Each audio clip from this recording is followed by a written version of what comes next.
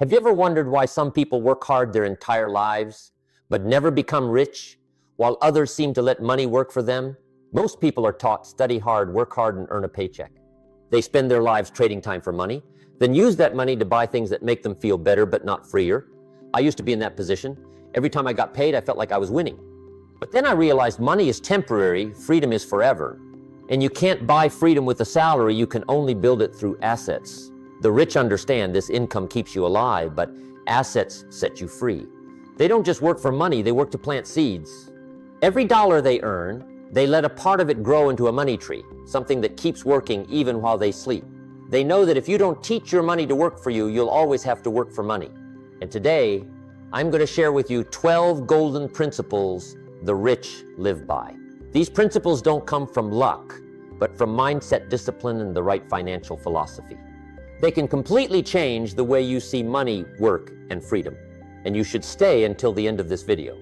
Because principle number 9, the law of keeping money, might forever change how you build wealth. Principle number 1, don't just make money, invest it. When I was young, I thought the purpose of work was to make as much money as possible. I worked day and night harder than anyone around me. But even as my income increased, I always felt like I was running on a hamster wheel that never stopped. I earned more, but I also spent more. And then I realized I was working to survive, not to be free. One day a mentor told me, "Jim, income will feed you, but assets will free you." That sentence completely changed how I viewed money. I realized the problem wasn't how much I made, but what I did with the money I made. Most people spend their lives working for money. The rich spend their lives making money work for them. That's the only difference. But it's the line between living to survive and living to be free. Imagine you are a farmer. Each month, you receive a bag of seeds, that's your paycheck. You have two choices. Eat them all because they're enough to live today, or save some to plant so you'll have more seeds next season. The rich think like farmers. They eat enough to live, but always plant the rest. They understand that if you eat all your seeds this season, you'll have nothing to harvest next season. I once met a man who made a lot of money. He drove luxury cars, wore designer clothes, and lived in an expensive apartment. But when I asked if you stopped working for a year, could you live? He went silent, because the answer was no. He was rich in income, but poor in assets. The rich don't count how much they make, they count what they build. Someone earning $1,000 a month, but investing $200 into assets can become free sooner than someone earning $10,000 and spending it all. Because discipline, not numbers, creates freedom. Don't wait until you make more to start investing. If you can't save 10% when you earn $1,000, you won't when you earn $10,000 either. Investing isn't something rich. People do, it's how people become rich. And investing isn't limited to stocks or real estate. It could be a book you buy to grow your mindset, a course to improve your skills, or an idea you dare to start. Anything that helps you create and multiply value is a worthy investment. Ask yourself, am I working for money or am I teaching money to work for me? If your answer is, I'm still working for money, then it's time to change your philosophy. Because if you don't make money your servant, it will make you its worker for life. And here's the truth, money never sleeps. It can work 24 hours a day all around the world, but only if you invest it wisely. Let every dollar you earn carry a mission to grow, to serve, to free you from the limits of time. Remember this, income feeds you, but assets free you. Don't just work for money, learn how to make money work for you. And to do that, you must build one habit, a habit the rich never skip, no matter what stage of life they're in. It's the habit of planting seeds every day. Principle number 2, build the habit of planting seeds daily. I used to tell my students, it's not how much money you have that determines your wealth, but the habits you repeat every day. Because wealth is not an event, it's a process. And that process starts with a small action, a seemingly insignificant decision, a seed you plant today. You see, both the poor and the rich have seeds. The difference is what they do with them. The poor eat their seeds to survive today. The rich plant their seeds to live free tomorrow. I remember when I was young and first started making money, I couldn't wait to spend it all. Partly to reward myself, partly because I thought, when I make more, I'll start saving. But that day never came, because the problem isn't how much you have, it's the habit you keep. You can't say, I'll wait until I have discipline to start exercising. You get disciplined because you start exercising. Money works the same way. You don't wait until you have more to learn investing. You start first, even with a small amount. I once advised a student, start with $5 a week. It doesn't matter how small, what matters is you're training yourself. He laughed and said, $5 wouldn't change anything. 3 years later, I met him again. He still hadn't started, and he said the same thing, I'm not ready yet. I just smiled. It's not that you're not ready, it's that you haven't built the habit. Understand this. Wealth is a skill, and skills come from repetition. The rich don't invest big. At first, they invest consistently. They know every small action, every seed planted is a brick in the foundation of freedom. Like a farmer, he doesn't focus only on this year's harvest. He plants, he waters, he waits, not because he loves the work, but because he knows rewards come to the patient. And here's a hard truth. No one becomes wealthy from one big decision, but from hundreds of small ones they repeat relentlessly. Successful people aren't better than you, they're just more consistent, one day, then 1 week, then 1 year longer. Start building your habit of planting seeds today. Every time you get paid, automatically set aside 10% before spending. If you can't do 10%, start with 5%, even 2%. Don't see it as money lost. See it as seeds sent to your future, because you can't expect to harvest if you never plant. And you can't become free if every dollar you earn has no purpose. One thing I've learned from my own experience is discipline is not restriction. It's the bridge between dreams and success. The habit of planting seeds is the highest form of discipline. You plant today to harvest tomorrow, and every time you stay consistent, you're proving to yourself that you deserve freedom. So I want you to ask yourself, what kind of seeds am I planting each day for my future or for my procrastination? If you plant the seeds of discipline, you'll harvest freedom. If you plant the seeds of spending, you'll harvest worry. Life doesn't favor anyone. It simply gives back the kind of seeds you've planted. But planting seeds alone isn't enough. The rich don't just plant, they also know how to protect their fields. They don't put all their seeds in one place. They know how to allocate them wisely. And that's the secret of the next principle. Principle number 3, diversify with discipline. I once heard a very popular saying in the world of investing, never put all your eggs in one basket. That sounds wise, but after years of observation, I discovered something interesting. Those who fail often misunderstand what it really means. They think diversification means investing in everything. They scatter their money everywhere. A little in stocks, a little in crypto, a little in a friend's startup, and in the end, they don't truly understand any of it. And none of it brings returns. In contrast, the rich don't just diversify, they diversify with discipline. They don't scatter seeds carelessly. They carefully choose each plot of land, and they stay long enough to nurture water and harvest it. I remember when I first started investing, a friend told me, Jim, put your money in as many places as you can. The more, the safer. I followed that advice. The result, I didn't just lose money, I lost focus. I was busy chasing after every basket of eggs and had no time to protect any of them. Then another mentor told me, Jim, diversification isn't about dividing your wisdom. It's about protecting your wisdom with discipline. That's when I understood. It's not about spreading thin, it's about balancing. The rich divide their money into 3 parts. 1 group, the safe portion. The stable foundation, long-term assets such as index funds, real estate, or bonds, where money grows slowly but steadily like roots anchoring deep into the ground. 2-1, the growth portion. Profit opportunities fields with higher risk but greater potential startups, new technologies, emerging market. These are the branches that reach upward. Not every branch bears fruit, but when a few do, you'll have a plentiful harvest.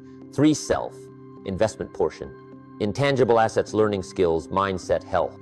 This is the investment with infinite returns because no one can steal or tax your knowledge. You see, diversification isn't just a financial strategy. It's a philosophy of life. You can't place all your hopes on one thing.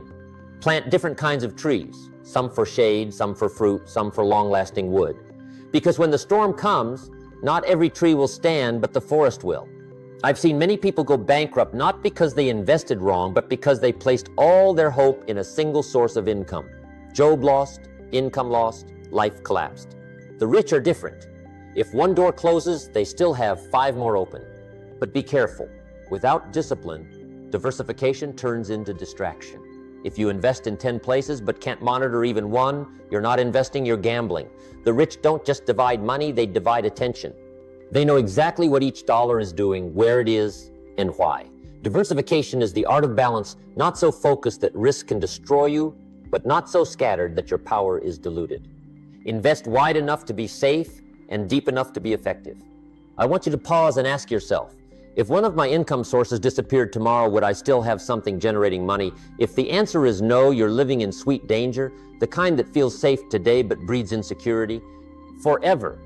And once you know how to balance and protect the seeds you've planted, the next step is to make your field work for you.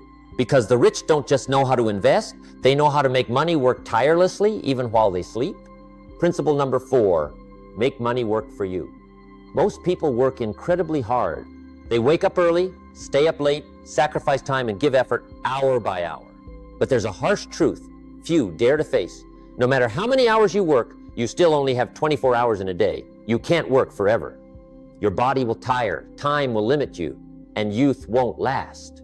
If you rely solely on labor, your life will always be chained to the clock. When you stop working, your money stops flowing. The rich understand that. They know when I'm asleep, my assets are still working. That's not magic, it's philosophy. The rich don't just work for money. They create systems so that money works for them. I once met a man who worked incredibly hard. He had 2 jobs and almost no days off. He told me, "Jim, I work 16 hours a day. I'm sure I'll be rich soon." I looked at him and said, "No, you're just getting better at being tired. The more you work without a system, the more exhausted you become. The rich still work hard, but they work with leverage. They make money their most loyal employee. Money doesn't need sleep, rest, or motivation. It can work 24/7 anywhere in the world. Imagine this. Every dollar you invest wisely is like an invisible employee, an employee working day and night to bring back profit. And when you have hundreds or thousands of these invisible employees, you no longer have to work just to survive. You start working to create value, not out of financial pressure. When I was younger, I thought financial freedom was a distant dream. But when I understood passive income, everything changed. I started putting part of my income into assets that generated cash flow, dividend-paying stocks, rental real estate, small businesses that could operate without me daily. At first, those streams of cash were tiny, but they kept flowing even while I was with my family reading or sleeping. And then, bit by bit, I discovered the magic of compound interest. Every dollar earned created more dollars. Every new income stream nurtured another, like seeds sprouting endlessly into a vast field. That's when you move from working for money to managing cash flow. If you want that, start by building your first stream of passive income. Don't wait until you have a lot, because the rich don't start big. They start consistent. Begin by opening an automatic investment account, an index fund, or buying a small income producing asset. It could be a $50 dividend or a room for rent. The amount doesn't matter, the principle does. My money must work for me, not sit idle. And once that first stream starts flowing, multiply it. Turn 1 into 2, 2 into 5, 5 into 10. Because the more employees named money you have, the closer you get to freedom. Ask yourself, if I couldn't work tomorrow, how many income streams would still be feeding me? If the answer is none, then it's time to start building your financial workforce. Let your money become your silent army working day and night, because you can rest, but freedom must never sleep. But there's another secret. The rich understand better than anyone. They don't just make money earn profits. They make value earn money. They know that wealth flows to those who serve more people and serve them better. And that's the next principle. Principle number 5, serve value, not hours. I used to think the only way to make more money was to work more. I worked overtime, took on extra tasks, stayed up later than everyone else. But no matter how hard I tried, I still hit a ceiling because my time is limited. Then a mentor told me something that changed me forever. "Jim, money doesn't follow the hardest worker. Money follows the one who creates the most value." That's when I understood society doesn't pay you for your time. It pays you for the value you create within that time. If you're paid $10 an hour, it's not because your hour is worth $10, but because the value you deliver to others in that hour is only $10. And if you want to increase your income, you don't need to work. 20 hours a day, you need to increase your value. I used to be an average salesperson. I thought my job was to sell to earn commission. But one day I changed my thinking. My job isn't to sell, it's to help people buy what they truly need. And you know what? My income doubled, then tripled. Not because I worked more, but because I served better. That's the philosophy of the rich. Money doesn't follow hard work. It follows usefulness. The more people you help and the better you help them, the more valuable you become, and money will find its way to you. Look at the most successful people in the world. They aren't paid because they work more, but because they solve bigger problems. Elon Musk isn't paid because he works 18 hours a day. He's paid because he creates solutions for millions. Jeff Bezos doesn't sell time, he builds systems so value can scale infinitely. And in today's world, the world of technology, AI, the creator economy, the winners aren't those who work more, but those who leverage intellect and systems so their value reaches more people. You can start small. If you're an employee, ask, how can I help the company save, improve efficiency, or serve customers better? If you're an entrepreneur, ask, how can I help more people with less cost? If you're a creator, ask, what pain am I solving for my audience? With my content. Because every dollar you receive comes from someone who believes the value you created is greater than the price they pay. I once met a wealthy man. I asked him, what's your secret to success? He smiled and said, I stopped asking, how can I make more money, and started asking, how can I help more people? That answer is the key. When you shift your focus from making money to serving money, starts finding you.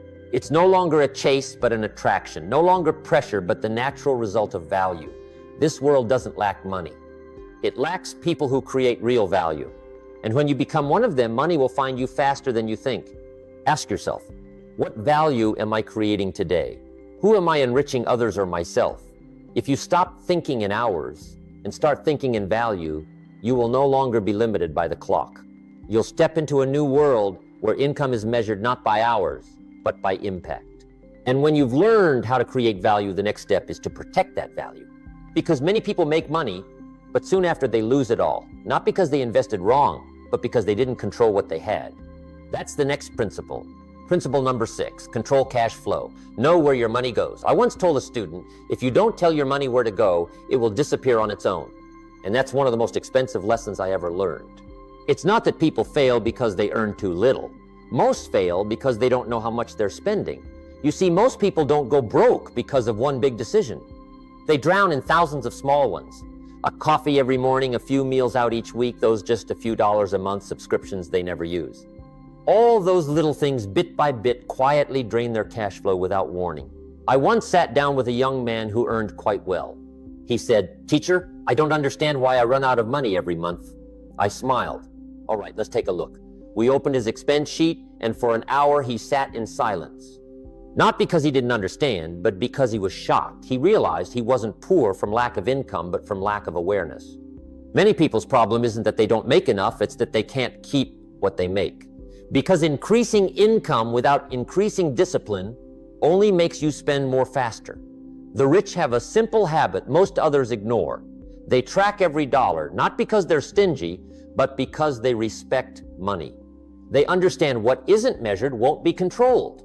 Each quarter, they sit down, review the expense sheet, and evaluate every line. What is profitable, what is wasteful, what should be cut. And every time they do that, their cash flow becomes stronger, clearer, and freer.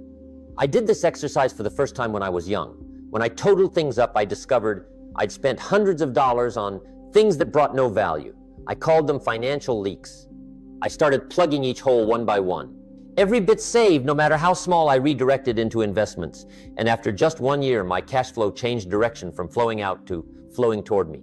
Remember, you cannot build wealth with money you don't control.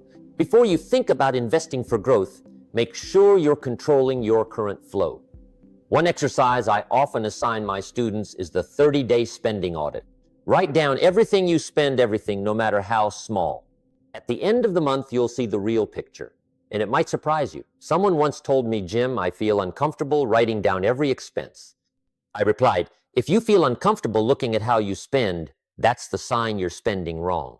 Financial freedom doesn't start with the number in your account. It starts with the awareness of control.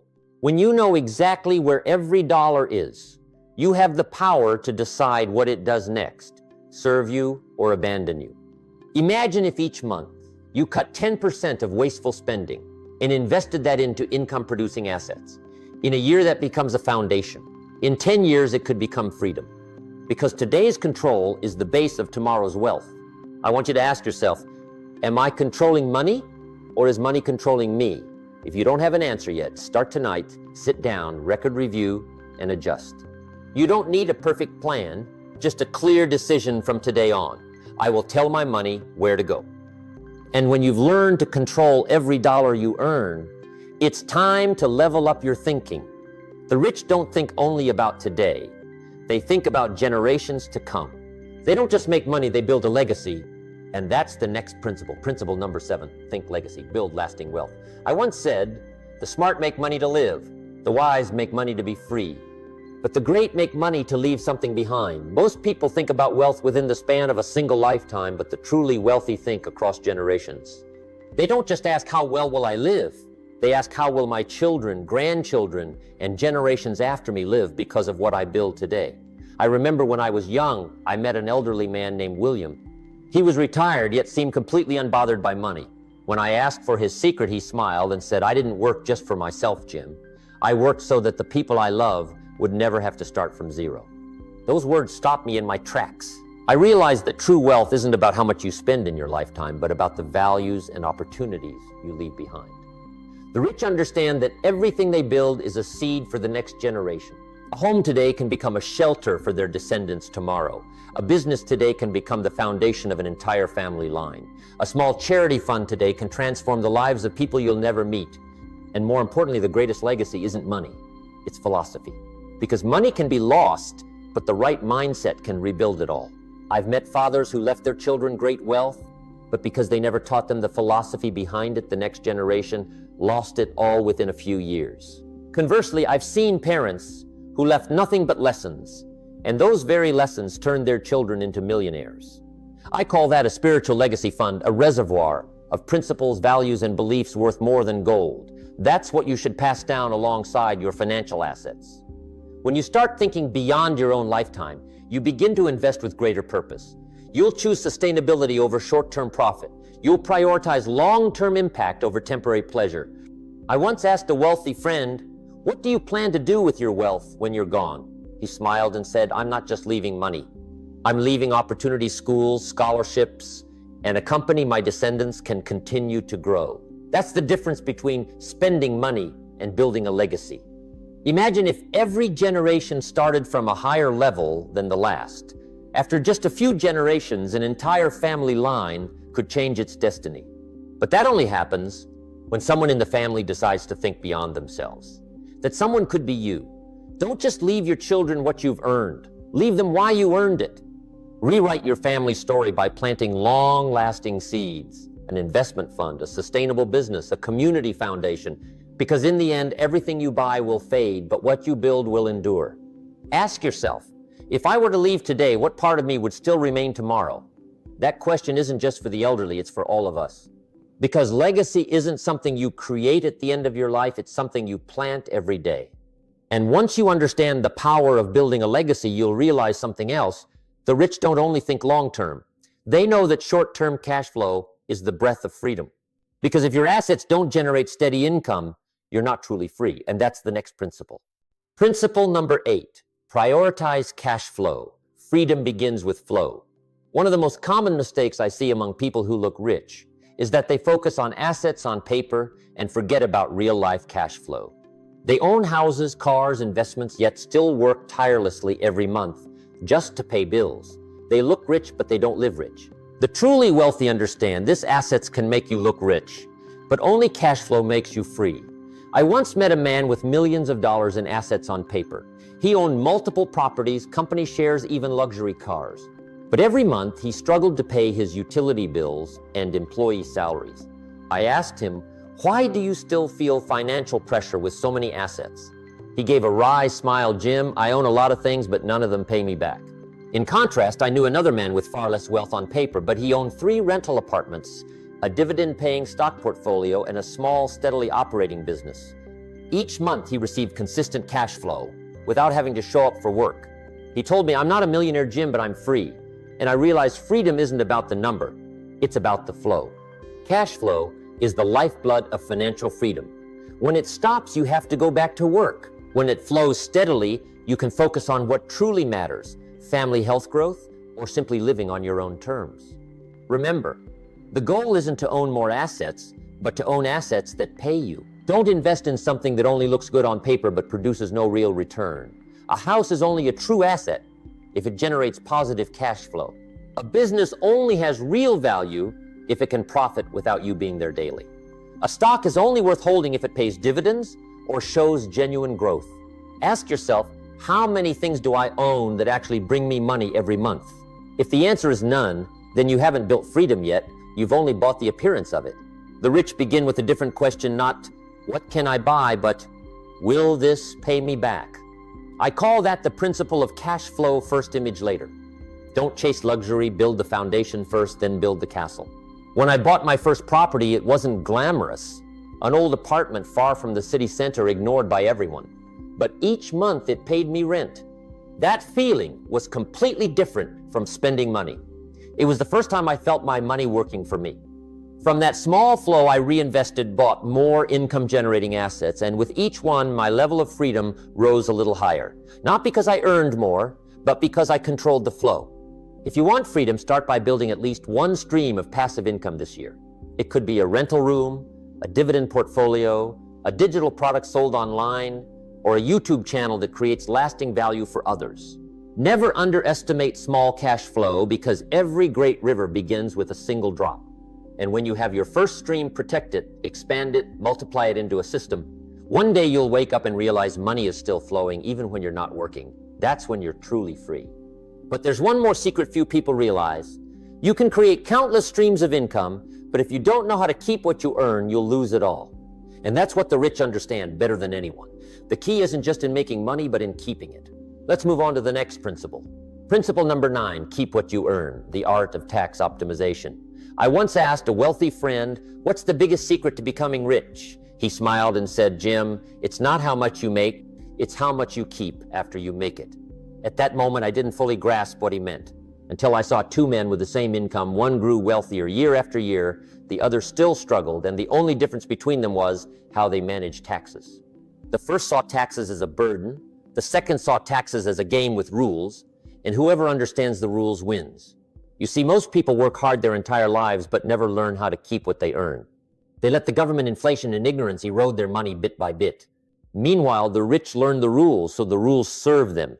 I'm not talking about evading taxes, never. I'm talking about understanding tax law to use what's legal. Because tax laws are written to encourage value-creating behavior. If you know how to play correctly, you won't just keep more, you'll build wealth faster. When I started in business, I made mistakes too. Every time I made a profit, I paid taxes like a regular employee. I thought that was obvious. Until I met a financial advisor who asked me, Jim, do you want to be the biggest taxpayer or the wisest at keeping what you earn? That question stayed with me for days. Then he taught me how to set up a financial structure. Use your own company to legitimize necessary expenses. Invest in real estate with tax deductions. Contribute to retirement funds or tax-advantaged accounts. I realized the rich don't complain about taxes, they manage them. They understand that every dollar saved on taxes is another dollar invested into freedom. And that's what most people overlook. They treat taxes as something out of their control, so they never learn, never optimize, and as a result, they always work harder to make up for what they've lost. The rich do the opposite. They make their money work smarter, so the rules become an ally instead of an enemy. An entrepreneur friend once told me, I never spend money before thinking about which part of it could reduce my taxes. That's the difference in mindset. Average people think, what can I buy? The rich think, how can I structure this so the money keeps compounding? Start with simple steps. If you're an employee, open a retirement or investment account with tax advantages. If you own a business, work with a financial professional to legitimize investment-related expenses. If you plan to invest in real estate, learn how to use asset depreciation to reduce your tax liability. Each small step can help you keep an extra 5%, 10%, even 20% of your income. And you know what? When you keep more, you can reinvest more. That's how the rich accelerate their path to freedom. Ask yourself, am I working for money, or am I letting the rules work for me? If you don't understand the rules, you'll always play from behind. But if you learn to play correctly, you won't just earn more, you'll keep more. And remember, wealth doesn't come from working harder, but from managing smarter. Let knowledge be your wealth-building tool, because ignorance is the most expensive tax of all. And when you've learned to keep what you earn, it's time to understand a deeper principle. The rich don't live by debt, they live by ownership. They understand that every dollar of debt is a tether, while every asset is a step toward freedom. Let's keep going to principle number 10. Principle number 10, choose ownership over debt. I once told a group of young students, if you don't own anything, you'll always work for someone else. Today's world is full of opportunity, but also full of traps. And one of the sweetest traps is debt. It gives you the feeling of having everything today only to take it all back with interest tomorrow. I used to be in debt, not because I was poor, but because I didn't understand the laws of money. I thought I was moving up, but in reality, I was paying for my impatience. A mentor once told me, Jim, if you buy what you don't need with money you don't have just to impress people you don't know, you're selling your future. Those words woke me up. I realized many people work their entire lives to pay for things they enjoyed for only a few days. A new car, a new phone, a luxury apartment, they bring a brief feeling of being rich, but leave a long-lasting burden. The rich understand this boundary well. They distinguish between good debt and bad debt. Bad debt, what takes money out of your pocket every month, consumption, credit, emotional spending. Good debt, what puts money into your pocket, investments, income-producing assets, cash-flowing businesses. They aren't afraid to borrow, but they only borrow to buy assets, not liabilities. If a debt doesn't help them create value, they avoid it, like a burning fire. I once met a man proud of his perfect credit. He said, Jim, the bank is willing to lend to me anytime. I smiled and said, that means the bank trusts you. But the real question is, are you using that trust to buy freedom or to buy chains? Debt isn't evil, but using it without understanding is the most dangerous thing. Because debt makes you feel fine while you're actually losing options. When you're in debt, you can't rest, you can't say no, and sometimes you can't live according to what you believe. You become an employee of your own obligations. The rich are different. They don't borrow to consume, they borrow to increase ownership. They understand that ownership creates freedom, while debt creates dependency. Every investment they make aims at one goal: to increase what they own. I remember the first time I bought a small piece of real estate. It wasn't a luxury home, just a modest plot in the suburbs. But when I held the deed in my hand, I felt something no loan could ever give me peace of mind. Because I owned a piece of this world and no one could take it from me unless I allowed it. Ownership isn't just a property, right? It's a declaration of freedom. When you own a business skills, intellect, or income-producing assets, you can live proactively, not dictated by financial pressure. Ask yourself, am I working to own or just working to pay debt? If most of the money you make goes to bills, you're not truly moving forward. You're running on the debt treadmill. But if you start using money to buy back your freedom, you're on the right path. Start small, pay off credit card debt, reduce borrowed spending, save to buy real assets, things that produce income, not lose value. And each time you own a little more, you reclaim a little more control over your life. Because freedom doesn't begin when you have a lot of money. It begins when you owe no one anything. But even when you're out of debt, that still isn't enough to become truly wealthy. The rich don't just own, they know how to double what they own. They know how to make value, create new value. And that's the next principle. Principle number 11, double your assets, the power of compound interest. Albert Einstein once said, compound interest is the 8th wonder of the double world. Those who understand it, earn it. Those who don't, pay it. And he was right. If you want to know why the rich get richer, look at how they let money multiply without doing anything extra.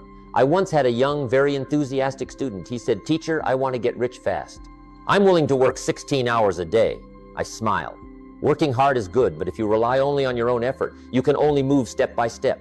If you understand compound interest, your money will run the marathon for you. Compound interest isn't magic, it's the reward for patience. Because compound interest only reveals its power when you stay long enough.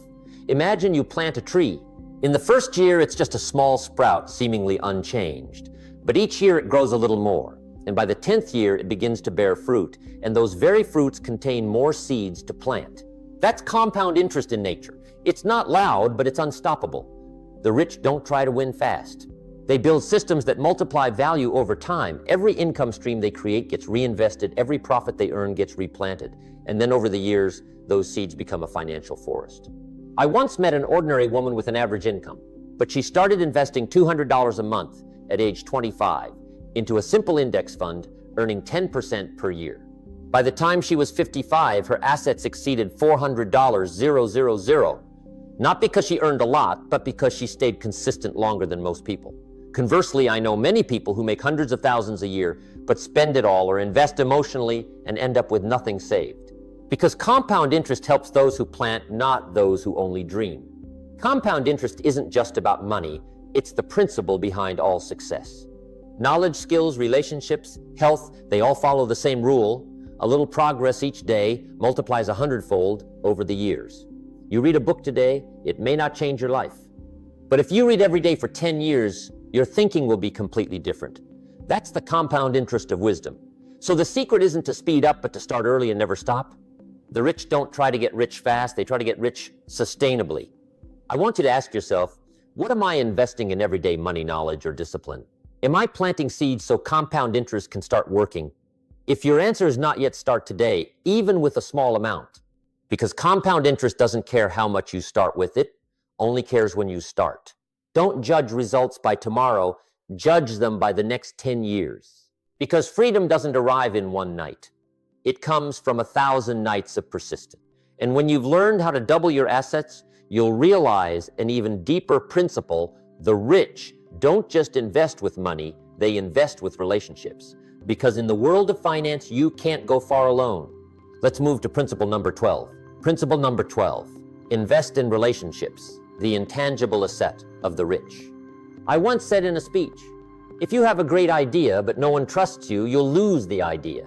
But if you have strong relationships, you can turn a mediocre idea into a big success. And that's what the rich understand. Better than anyone, money can buy many things, but only relationships open doors. I once met a young entrepreneur named Alan. He was talented, hardworking, and smart, but after years, his work was still stuck. He said to me, teacher, I've learned every skill investing, management, finance, but why can't I break through? I asked back, Alan, how many people are willing to speak well of you when you're not in the room? He fell silent. Because that's the question no one teaches in school, but it determines wealth in the real world. The rich know success doesn't come from standing alone, but from the network they build. Each person they meet can be a bridge, an opportunity, a piece of advice, or a door to the next level. They don't hunt for benefits, they plant value. They help share and give before receiving. Because they understand the unchanging rule. The most valuable person in the room is the one who helps the most others succeed. I once saw a man fail at startups 3 times in a row. But the 4th time he came back strong, not because he had a better idea, but because he had a better team. He said, Jim, I realized that the idea is only 20% and 80% is the people. That's why the rich invest heavily in the people around them. They choose friends carefully. They seek mentors to learn from, and they always know how to create value for their network. If you want to become wealthy, don't just ask, what do I know? Ask, whom do I know? And what value am I known for? Because relationships aren't for leaning on, they're for growing together. In today's era, your value isn't just in your skills, but in your reputation. Something money can't buy, only time, actions, and sincerity can build. The rich don't hunt for opportunities, they attract them. And they do it by becoming the kind of person others want to partner with. They don't just talk about money, they talk about vision. They don't just demand, they contribute. They don't just shake hands, they keep their word. I want you to consider this. Every relationship is an intangible asset that can yield infinite returns if you know how to nurture it. A friend can open a new opportunity. A mentor can help you avoid a major mistake. A well-timed introduction can change your entire career. The rich know that network is true net worth. Money can be lost, assets can collapse, but if you have strong relationships, you can rebuild faster than ever. Ask yourself, who are the 5 people I spend the most time with? Are they helping me grow or holding me back? Because you will become the average of the 5 closest people to you. If you want to elevate your life, start by elevating the people around you. Don't just build assets. Build credibility, trust, and friendship. Because in the end, money is just a vehicle, and people are the true assets. My friend, we've gone through 12 financial principles of the rich. And if you notice, you'll see none of these principles talk only about money. They all talk about mindset. The rich don't work just to make a living. They work to build freedom. They don't spend to impress, they invest to create value. They don't chase numbers, they follow principles. And true wealth doesn't start with a number in your account. It starts with a decision in your mind. The decision that from today on, you will control money, not let money control you. Every principle you learn today from invest, instead of just earning to build a legacy, prioritize cash flow, or invest in people is a brick in the foundation of your financial freedom. And every time you take action, no matter how small, you're laying another solid brick in your future. I once said discipline is the bridge between dreams and success. Now you have the map, but that bridge is one you must cross yourself. No one can invest for you, no one can save for you, and no one can build a legacy for you. Start today. One small step, one habit, one right decision. Because wealth doesn't come from luck, it comes from consistent daily action. And if you want to continue your personal growth, please subscribe, because the next video will expand not only your finances, but also your mindset and spirit. Leave a comment. Which of the 12 principles woke you up the most? Today, I want to hear your story. And finally, let me close with a message I always carry. You and I both have a gift. It's today. Use it wisely. I'll see you in the next video.